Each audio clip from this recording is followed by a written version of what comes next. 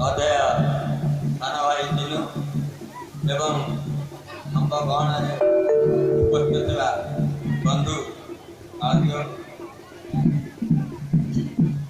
ବାବାଜୀ ଭାଇ ଏବଂ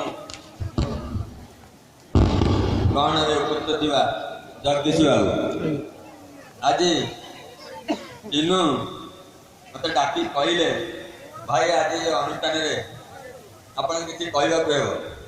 ଆଜ୍ଞା ଏ ଧାର୍ମିକ ଅନୁଷ୍ଠାନ ବାବଦରେ ମୋର ବିଶେଷ ଜ୍ଞାନ ନାହିଁ, ତେଣୁ ଯେହେତୁ ଆସିଛି ଏ ଅଞ୍ଚଳର ଜଣେ ବ୍ୟକ୍ତି ବର୍ତ୍ତମାନ ଯାହା ହେଲେ କହିବାକୁ ଚିନ୍ତା କରୁ। ଆଜ୍ଞା ଏଠି ଆଜି ଯଜ୍ଞ ହେଉଛି। ଆଜ୍ଞା ଯଜ୍ଞ ଯେତିକି ଜାଣିଛି ଯଜ୍ଞ କେତେ ପ୍ରକାର ମୋର ବନ୍ଧୁମାନେ ବହୁତ କଥା ଜାଣିଛନ୍ତି କହିବେ, ମୁଁ ତ ଏତେ କଥା ଜାଣିନି, ବହୁତ ସଂକ୍ଷେପରେ କହୁଛି। ଯଜ୍ଞ କେତେ ପ୍ରକାର ମୋର ଜାଣିବାରେ ଆଜ୍ଞା ଯଜ୍ଞ 3 ପ୍ରକାର। ଏକ ଆସୁର ଯଜ୍ଞ, 2ରେ ରାଜସିକ ଯଜ୍ଞ, 3ରେ ତାମସିକ ଯଜ୍ଞ। ଆଜ୍ଞା ସାତ୍ବିକ ଯଜ୍ଞ କ'ଣ?